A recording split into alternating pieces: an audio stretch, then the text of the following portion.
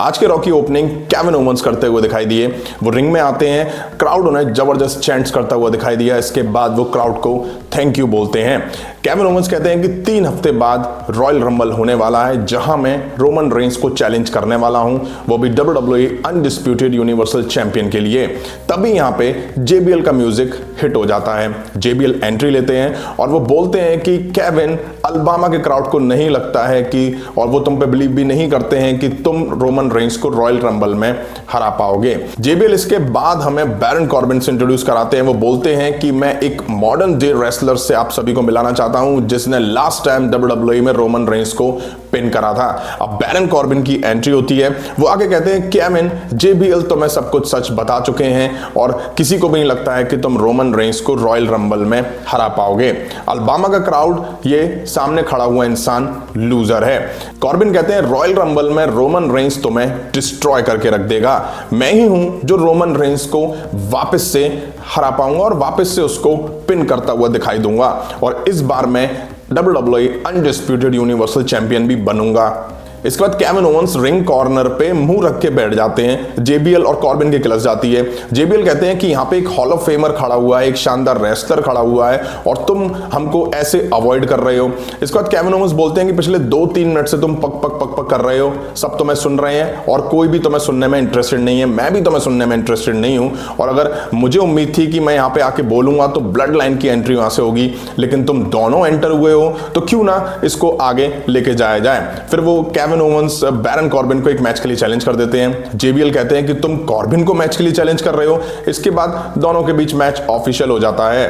इसके बाद हमें Kevin Owens versus Baron Corbin के बीच सिंगल मैच देखने को मिला। रिंग साइड JBL भी मौजूद होते हैं। बेल बजते ही बैरन कॉर्बिन केविन ओवेंस पर अटैक कर देते हैं। इसके बाद कुछ टाइम बाद केविन ओवेंस भी अच्छे से फाइट बैक करते हैं। अच्छा मैच देखा दोनों सुपरस्टार के बीच में, कुछ अच्छे मूव्स भी दिखाई दिए।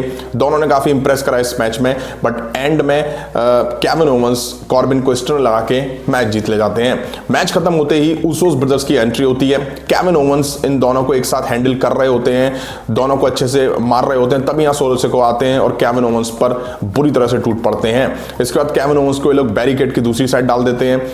फिर वापस से केविन ओवेंस फाइट बैक करते हैं और वो गिव अप नहीं करते हैं और चेयर से इस बार तीनों की रेल बना देते हैं और तीनों को वहां से खदेड़ देते हैं। तभी एडम पियर्स की एंट्री होती है। ऑफिशियल आके ब्लड लाइन को बैक स्टेज ले जाते हैं। अब इसके बाद शो बैक स्टेज गया, जहां जिम्मी ऊसो, जे ऊसो और सोलो सिकोआ एक साथ दिखाई दिए। वहां एडम पियर्स पहुंचते हैं। वो ऊसोस ब्रदर्स को तो एरिना छोड़कर जाने को कहते हैं और सोलो सिकोआ का मैच डॉल्फ जिगलर के साथ ऑफिशियल कर देते हैं। अब अलेक्सा ब्लिस अनाउंस टेबल पर आके खड़ी हो जाती हैं और वो आके बोलती हैं कि बियांका ब्लेयर बेशक रॉ वुमेन्स चैंपियन हो सकती है, लेकिन जब मैंने उसके मुंह को तोड़ा तो वो वहां से भाग खड़ी हुई। वो अंकल हाउडी और ब्रे वाइट से नहीं डरती है, क्योंकि वो मुझसे डरती है। मैं डर का असली नाम हूं, मैं ही हूं असली डर, और मैं आतंक का नाम हूं। मैंने कंट्रोल अपने हाथों में ले लिया है और पूरी दुनिया अब मेरे हाथों में है। इन हाथों से मैं बियांका ब्लेयर को चीर फाड़ कर दूंगी। तभी यहाँ पे वही टाइटन ट्रॉन पे वीडियो चलती है, ग्लिचेस वगैरह दिखाई दिए, जिसमें अलेक्सा ब्लिस भी दिखाई दी, मास्क वाला मैन भी दिखाई दिया, और अचानक से अंकल हाउडी की एंट्री होती हुई दिखाई दी। लगा कुछ इंटरेस्टिंग होगा, लेकिन यहाँ पे ब्रेक हो जाते हैं। अब इसके बाद हमें डैमेज कंट्रोल की तीनों वुमेन सुपरस्टार दिखाई दी, जहां हमें बैले वर्सेस मिया यिम के बीच एक मैच देखने को मिलने वाला था। मैच से पहले बैले बैकी लिंच को टारगेट करती हुई दिखाई दी। वो आके बोलती हैं कि बैकी लिंच हमारे तीनों के बॉन्ड से जलती है, अगर तुम यहाँ पे हो तो तुम हमारा बॉन्ड कुछ नहीं कर पाओगी। इसके बाद बैकी लिंच को बैले बोलती है कि भाई मैंने तुझे हराया है और ये बात तुझसे बर्दाश्त नहीं हो रही है। इसके बाद बैले बोलती है अपनी दोनों वुमेन्स पार्टनर से कि तुम लोग जाओ, छुट्टी मनाओ, इसको तो मैं अकेले हैंडल कर लूंगी। अब फाइनली इन दोनों सुपरस्टार के बीच मैच शुरू हुआ। ठीक ठाक मैच देखा इन दोनों सुपरस्टार के बीच में। बैले थोड़ा मिया यिम को हल्के से ले रही थी, लेकिन मिया यिम ने भी कुछ कुछ मौकों पे इंप्रेस करा इस मैच में, और एंड में बैले ने यहाँ पे रोप का सपोर्ट लेके मिया यिम को इस मैच में हरा दिया। अब हमें ऑस्टिन थ्योरी दिखाई दिए। क्राउड से उनको जबरदस्त बू मिलता हुआ सुनाई दिया, लेकिन वो रिंग में आके बोलते हैं द चैंप इज हियर, और ये सच्चाई आप सभी को माननी पड़ेगी। Where is your guy Seth freaking Rollins, कहां है आपका विजनरी। मुझे लगा कि वो मुझसे ज्यादा अच्छा करेगा, मुझे हराएगा, लेकिन ऐसा नहीं हो पाया। पता है सेथ रॉलिंस के साथ क्या हुआ? बहुत बुरा हुआ। यहां से वो लंगड़ा के बाहर गया, क्योंकि उसके बूढ़े पैर ऑस्टिन थ्योरी यानी कि मुझे नहीं झेल पाए। ऑस्टिन थ्योरी कहते हैं सबको पता है लास्ट वीक क्या हुआ, मैंने सेथ रॉलिंस को अपना एथलेटिज्म दिखाया और मैं यूएस चैंपियन हूं और ये मैंने साबित कर दिया है। तभी यहां पे शॉकिंगली सेथ रॉलिंस का म्यूजिक हिट होता है। सेथ रॉलिंस की यहां पर एंट्री दिखाई दी, वो क्रच के साथ एंट्री लेते हुए दिखाई दिए, मतलब कि वैसाखी के साथ एंट्री लेते हुए दिखाई दिए। वो कुछ कदम चले और उन्होंने फिर उनको उठा के फेंक दिया और फिर वही अपने सॉन्ग पे वो डांस करते हुए एंटर होते हैं। वाकई ऑस्टिन थ्योरी की ये देख करके किलस जाती है। अब ऑस्टिन थ्योरी और सेथ रॉलिंस रिंग में आमने सामने होते हैं। ऑस्टिन थ्योरी कहते हैं लास्ट वीक मैंने तुम्हें बुरी तरह से हराया, उसके बाद भी ये तुम्हारे लिए गाना गुनगुना रहे हैं। अब वो कहते हैं कि मैं तुमसे आगे निकल चुका हूं और तुम पास्ट बन चुके हो। अब ऑस्टिन थ्योरी यहां पे रॉयल रंबल जीतने का दावा करते हैं। दावा छोड़िए, वो ये भी बोलते हैं कि मैं रॉयल रंबल जीत के रेसलमेनिया 39 को हेडलाइन करूंगा और वहां से WWE अनडिस्प्यूटेड यूनिवर्सल चैंपियन बनके बाहर निकलूंगा और फिर मेरे पास यूएस चैंपियनशिप भी होगी। अब सेथ रॉलिंस कहते हैं हो गया तेरा। देखो थ्योरी, मैं अपने घुटने के बारे में सच बताना चाहता हूं। मैं बताना चाहता हूं कि मैं अभी पूरी तरह से ठीक नहीं हूं, लेकिन हां, मैं 100% फिट हो जाऊंगा रॉयल रंबल तक और मैं फिर रॉयल रंबल जीतूंगा और रेसलमेनिया 39 को मेन इवेंट को मैं हेडलाइन करता हुआ दिखाई दूंगा। सेथ रॉलिंस कहते हैं कि सच कहूं तो मैं यहां केवल इसलिए आया था क्योंकि मैं आप सभी की आवाज सुन सकूं। इसके बाद क्राउड वही सेथ रॉलिंस की गाना गुनगुनाता है और सेथ रॉलिंस इसके बाद कहते हैं कि किड, मैं तुझे रॉयल रंबल में देखूंगा। इसके बाद सेथ रॉलिंस रिंग से जैसे ही निकलते हैं तभी यहां बॉबी लैशले की एंट्री हो जाती है। 4 हफ्ते बाद बॉबी लैशले रॉ के एपिसोड में हमें वापस दिखाई दिए। हालांकि वो सेथ रॉलिंस से कुछ नहीं कहते हैं, वो रिंग की तरफ बढ़ रहे होते हैं। तभी ऑस्टिन थ्योरी माइक पे कहते हैं हे हे हे तू वहीं रुक जा, रिंग में आने की जरूरत नहीं है क्योंकि तू अब पास्ट हो चुका है। लेकिन बॉबी लैशले कहां रुकने वाले थे, वो रिंग में घुसते हैं। ऑस्टिन थ्योरी बॉबी पर अटैक करने की कोशिश करते हैं, लेकिन बॉबी लैशले ऑस्टिन थ्योरी को स्पीयर मारते हैं और उठा के कचरे की तरह रिंग से बाहर फेंक देते हैं। और बॉबी लैशले दावा करते हैं कि मैं वापस आ चुका हूं। रॉयल रंबल में कौन एंट्री कर रहा है कौन नहीं, ये सब मेरे को मैटर नहीं करता है और मैं बता दूं, मैं यहां सभी को मसलने के लिए तैयार हूं। अब इसके बाद हमें रेहा रिप्ले वर्सेस कैंडिस लेरे के बीच एक मैच देखने को मिला। स्टार्टिंग से कैंडिस लेरे रेहा रिप्ले पर बुरी तरह से टूट पड़ती हैं।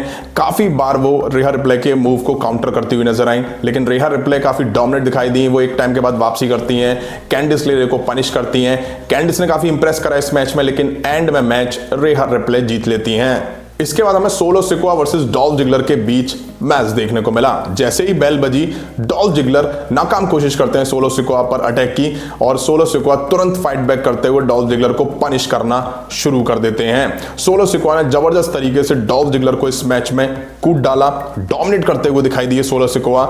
ऐसा लगा जैसे कि सोलो सिकोआ को खुला छोड़ दिया गया डॉल्फ जिगलर पे और डॉल्फ जिगलर कह रहे हैं यार वैसे तो तुम मैच देते नहीं हो, दे दिया तो सोलो सिकोआ के अगेंस्ट दे दिया। खैर डॉल्फ जिगलर ने भी अच्छी कोशिश करी, अच्छा इंप्रेस करा इस मैच में सोलो सिकोआ के अगेंस्ट, लेकिन एंड में सोलो सिकोआ ने समवन स्पाइक देके मैच जीत लिया। अब मिज यहां हमें मिज टीवी होस्ट करते हुए दिखाई दिए। वो कहते हैं कि आज की रात बेहतरीन मेहमान यहां आने वाला है, जैसे कि पहले जॉन सीना आ चुके हैं, ट्राइबल चीफ रोमन रेंज आ चुके हैं और आज की रात जो मेहमान है वो है जजमेंट डे का bad boy. Welcome to Dominik Mysterio. तभी यहां जजमेंट डे के सभी मेंबर्स एंटर होते हुए दिखाई दिए।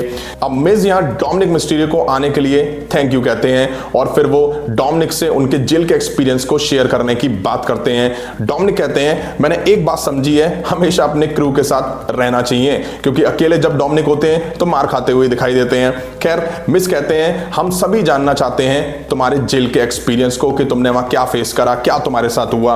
डोमिनिक कहते हैं सोचो तुम्हें कैसा लगेगा जब तुम्हें खतरनाक लोगों के साथ जेल में बंद कर दिया जाए, तुम्हें नहीं पता है तुम्हें खाना कब मिलेगा, खाना कब आएगा।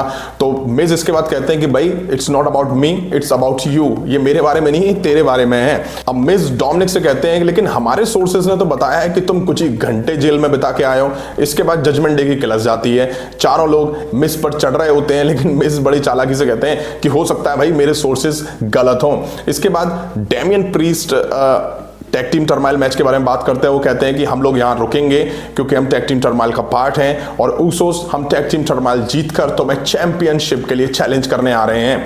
तभी यहाँ पे गैलोस और एंडरसन की एंट्री होती है। अब टाइम था मेन इवेंट मैच का, जहां हमें टैग टीम टर्माइल मैच देखने को मिला। सबसे पहले इसकी शुरुआत Judgment Day versus Gallows Anderson ने करी। मैच की शुरुआत अच्छी रही इन दोनों टीम के बीच में।